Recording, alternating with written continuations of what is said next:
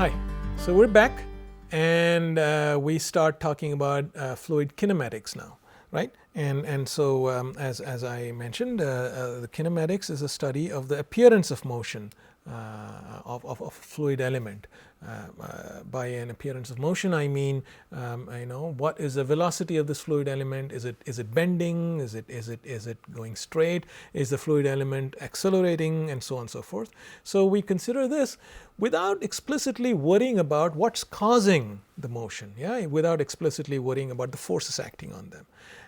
And before proceeding, it's important to also focus a little bit on this word, fluid element. This thing, what really does it mean? It's a bit of a fuzzy concept. It's for instance, if you consider this room, which is several feet long, a fluid element would be something that's I don't know, about 10 inches, a square of about 10 inches. On one side. That would be an acceptable fluid element. It's small in comparison to the room, but still large enough so that the continuum hypothesis holds. In other words, in a cube of about 10 inches on one side, there are still many molecules, so that it's meaningful to apply the continuum hypothesis to consider the fluid element as a valid candidate for studying, as a continuum. Yeah. So it's not as if there are just 2 or 3 molecules inside this fluid element. There are many molecules, so that the number of molecules is much larger than 1. So it's meaningful to apply the continuum hypothesis to this fluid element. At the same time, it's small enough such that there can be many fluid elements inside this room. So it's in between. It's kind of a mesoscopic concept. So it's important to understand this before going ahead. And so by way of kinematics, there are 2 kinds of descriptions possible. One is called the Eulerian description. And what this refers to is the fluid flow as seen by an observer in the lab frame. In other words, you're standing outside and you're watching a fluid flow in front of you, say in a pipe or so. So you're standing in the lab and you're watching the fluid flow by in a pipe. Yeah. A fluid variable such as density, velocity, or something like that is like density or velocity, say density n or velocity v. Yeah, this is expressed in terms of the position x and time t. Yeah, so there are 2 variables that characterize any variable. This f can be density, or f can be n or v. Right. So depending upon what it is, it can acquire the appropriate character. If you're talking about density, it's a scalar field. If you're talking about velocity, it's a vector field. Right. So so that's the Eulerian description. The other description is what's called the Lagrangian description, the Lagrangian description is the flow of fluid as seen by an observer sitting on a fluid parcel. So you're not outside in the lab watching fluid flow by. On the other hand, you're actually sitting on the parcel of fluid. It's equivalent to what some people call the particle picture. Yeah. So in this case, f, whatever it is, f can be density or velocity. It's a function of the position of the fluid parcel x0 at a reference time t0 and time t. There's really no think about this, and this will become clear to you.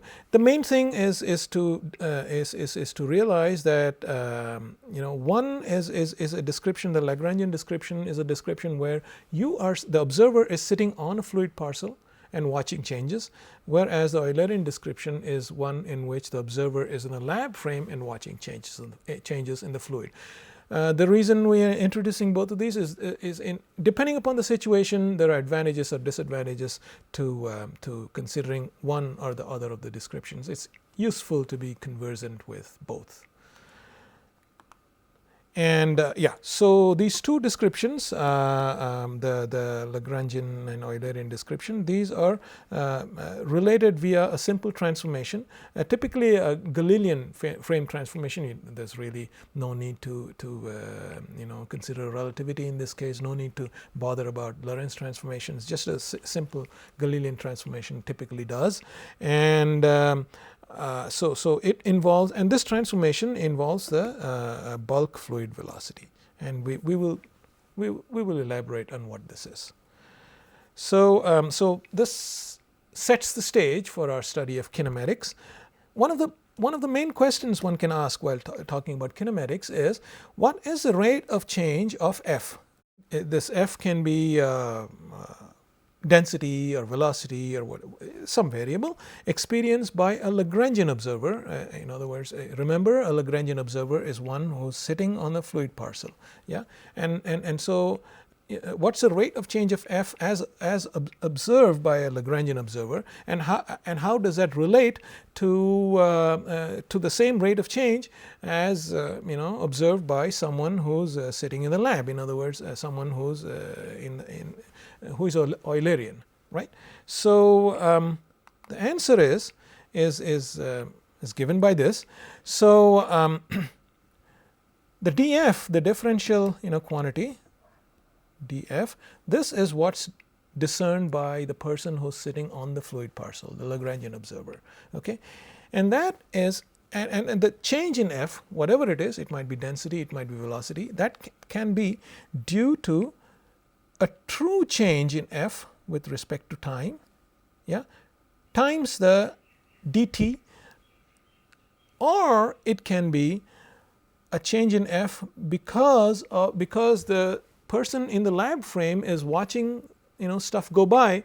It need not be because something is popping up and say the velocity is really changing in time. It can be simply the lab observer can see something changing because the fluid is flowing.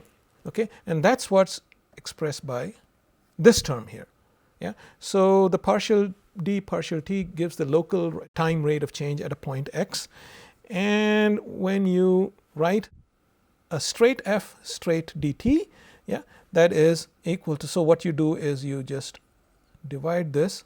So you divide a dt here and a dt here, and that's what this is. So a df dt, so you just, this dt is simply divided, and the dxi dt, this is nothing but the velocity ui, yeah, where the I refers to, the subscript I refers to either x, y, or z, as the case might be, right? So that's how you get this ui here, out here, right? And that completes it. That completes the relation between the rate of change of the quantity f as observed by the Lagrangian observer and as observed by the Eulerian observer. The Eulerian observer is essentially characterized by the quantities on the right, and so this is, yeah. So another way of writing this quantity in vector form is to say this, yeah, this is essentially the same as this, where this is a gradient, yeah, so this is simply a more compact way. That what's written here is simply a more compact way of writing what's in the middle of the equation. Same thing essentially, right? So this thing, which is also sometimes written as df,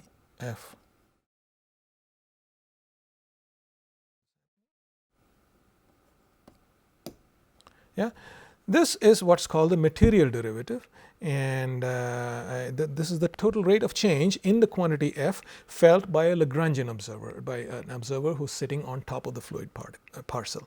And so this is the way you relate the rate of change in a Lagrangian frame to the rate of change in an Eulerian frame. So so that is really and as you can see, this is simply a transformation that involves the fluid velocity u. So this is what I meant when I said this. This is what I meant by this statement. Okay, so having said this now, we move on to what we define as a streamline. Now this is something that's intuitively obvious to you. Suppose you consider a flowing fluid and you inject a colored dye in it. Yeah, if you say the fluid is colorless and you inject a piece of red dye in it, and suppose one thing I want to emphasize before going forward is that in fluids, many of these things are intuitively already obvious to you. For instance, if I told you the flow is laminar, yeah, or the flow is turbulent, these are things that are intuitively obvious to you from everyday experience, and it's very important to keep this intuition in mind. Yeah, the reason I brought this up now is because many of you will immediately understand what a streamline is. Intuitively, you'll understand what a streamline is. It is, and I could define it a little further by saying it that it's suppose a colorless fluid is flowing and you inject a few particles of red dye in it. It's essentially the path traced out by this red dye. That's what a streamline is. And let's say the fluid is flowing in a slow, regular fashion, so that the flow is laminar. Without really having defined what laminarity is, you still understand what this is. So this is what a streamline is. So let's try to define it in a mathematical way. Really not that hard. The prelude to that is this statement here. If the modulus of the velocity u, the velocity is written as u, if the modulus of the velocity is some quantity q, and we define a streamline coordinate s. Okay, so a streamline would be this, and the streamline could be bending like this. So this s would be simply moving along the streamline. It's neither x nor y, it's a combination. Okay? So the streamline coordinate is one that points along the local direction of u. So here it would be here, here it would be here, and like this, and so on and so forth. This would be essentially the direction of s. Okay? So why are we talking about this? This is because the material derivative, which we talked about in the previous slide, this quantity here, can be written in terms of the streamline coordinates, like, well, this is again the definition of the material derivative from the previous slide, and this can be easily written, in other words, this guy can be written as this. It's a little easy, so you don't have to deal with a gradient, you can simply deal with a simple derivative like so, df ds, where the s is of course along the streamline. Yeah, neither x nor y, but along the streamline, thinking about a two-dimensional flow. Yeah, so you see the equation on the second equation here, df dt plus q df ds, this is a little easier than the equation in the middle. Another way of defining a streamline is if the ds, if a differential element along the streamline is characterized by dx dy dz, and also the velocity is characterized by ux uy uz, a streamline can be defined by this. This is how a streamline is defined. And I urge you to try to figure this out, why this is so.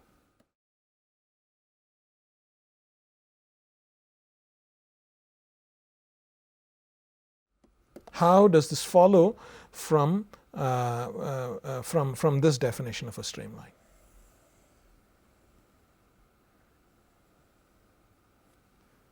Okay. How does this definition follow from this definition of a streamline? Okay. So this is yet another way of thinking about a streamline. From a mathematical point of view, the advantage of thinking in streamline coordinates is the convenience that it offers in simplifying the material derivative. Yeah. Equivalently, yet another way of thinking about it, and this follows directly from this definition. ds cross u is equal to 0. This and this follow quite simply from each other, and I urge you to think about how this follows from this. Okay, and maybe I will assign this as one of the thinking points, and it's useful, not that hard to figure out. So here is an example. Again, like I said, this is an example of how you're already familiar with if I gave you this picture and said that these are the streamlines of laminar flow around a sphere, you would have no difficulty whatsoever in accepting it. Yeah, it sounds right. Yeah, think of a sphere immersed in a fluid that's flowing relatively slowly in a steady manner, and think of little parcels of dye injected here, and here, and so on and so forth, and think of the path that this dye traces. Yeah, and that's what it'll look like. Okay, because of the presence of the sphere out here, the fluid sort of tends to avoid the sphere and go on like this, and far from the sphere, the streamlines are almost straight like this, as though the presence of the sphere did not affect it at all. Okay, so all this talk about streamlines, all these definitions, this definition and this definition here, all of this is the practical use of this definition. How would you write down the equation of the streamline? Well, this is how the equation of a streamline, if the velocity of the velocity field is characterized by ux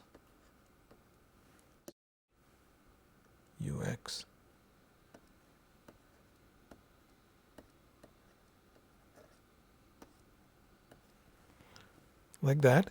That's how the velocity field is characterized, and instead, if you wanted to write it in terms of stream coordinates, this is how you'd write it. Okay, so this is the practical use of a streamline. And now, if I showed you this picture instead, right, and told you that these are streamlines of turbulent flow around a sphere, again, you would, intuitively you would have no difficulty in accepting this statement. Yeah, sure enough, this sort of looks like all these little things that you see here are essentially, these are little vectors like this and like this and like this and like this. That's what these things are here, and you join these little vectors around, you get a streamline, and these streamlines are all tangled at the back, and this represents a turbulent velocity field where the velocity is changing in a rapid, unpredictable manner. And so if you join the little arrows all throughout, like so, for instance, like this, you would get a streamline that's often quite tangled like this.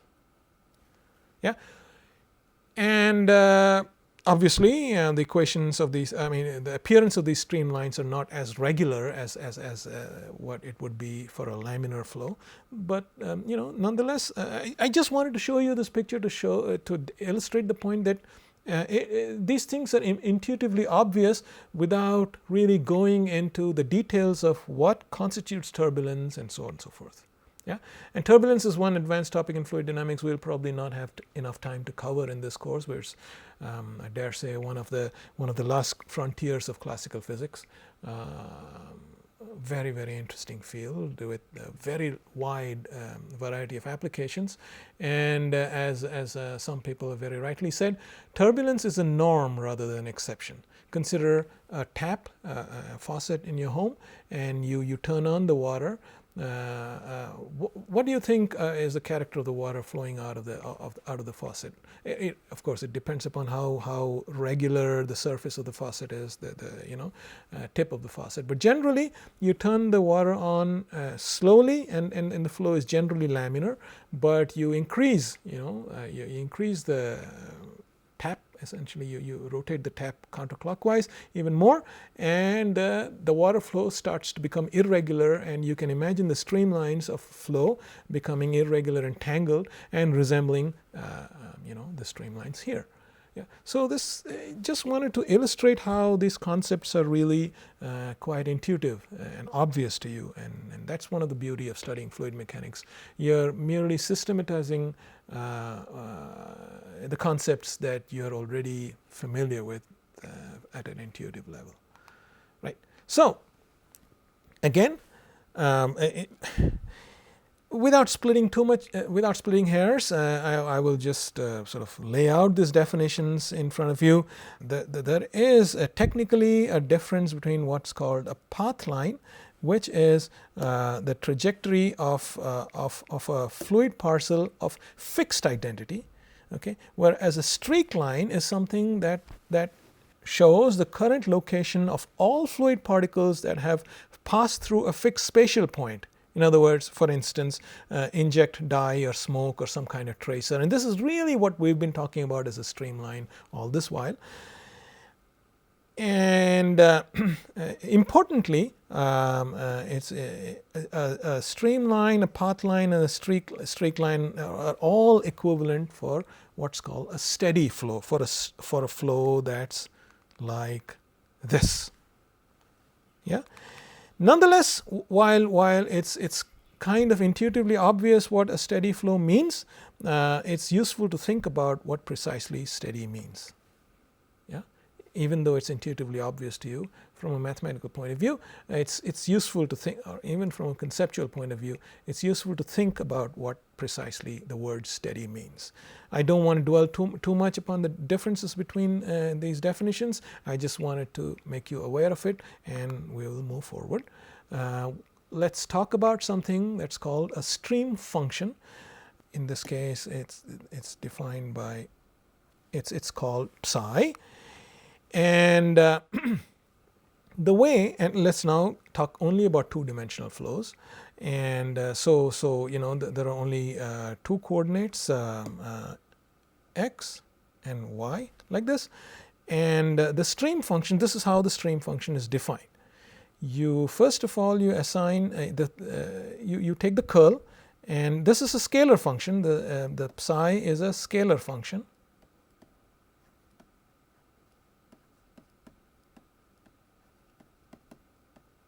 Yeah, and the z, this imparts a vector character to it, and you take the curl of this quantity, and that gives you the velocity field, which is a vector field, of course.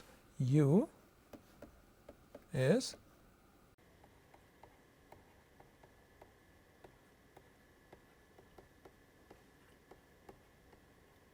right. That's what this is. So this is how a stream function is defined. There's a reason for this for this definition. There's a reason for popping this on you. We will come to that. We will see why it's useful. Using this definition of the stream function and the definition of streamlines,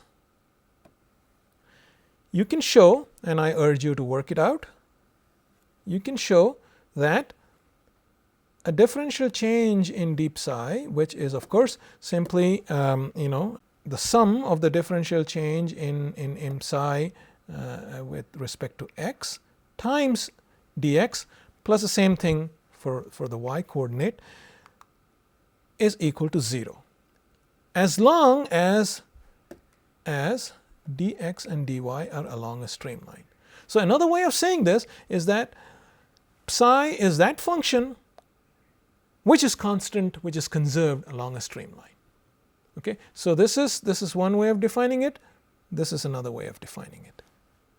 Okay, and you can immediately see conserved quantities are precious in physics, and so you can start to now appreciate the logic of introducing this stream function. We're not yet there, but you can start to appreciate the fact that there might be some use for this stream function because it looks like it's a conserved quantity, and I urge you not to take my word for it. I urge you to work it out from the definition of the streamline, which is given here. This or this, either of these two definitions. Okay, it's possible to do it either way. So that's the definition of a stream function.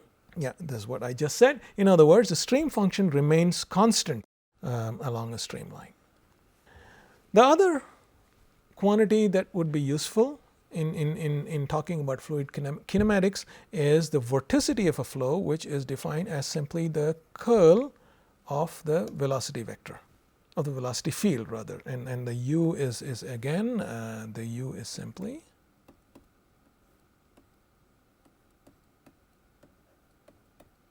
and so on and so forth. Yeah. So this is what's called the vorticity. That's the definition. And if the vorticity of a flow is 0, if omega is 0, we say that the flow is irrotational. And for irrotational flows, one can, it's a very useful thing, one can define something called a potential such that the velocity field is given by the gradient of this potential. Why is this? Simply because the, in general, curl of anything is always equal to 0. Okay, this is something that arises from basic vector calculus. The curl of a gradient is always equal to 0. So if the curl of the velocity is equal to 0, it's possible to express the velocity as a gradient of something called a scalar potential. Okay, and there's a lot of use for this quantity phi, which we will see in a minute. And therefore, from these two definitions, it's possible to show that this is true. This is yet another property that I would urge you to work it out.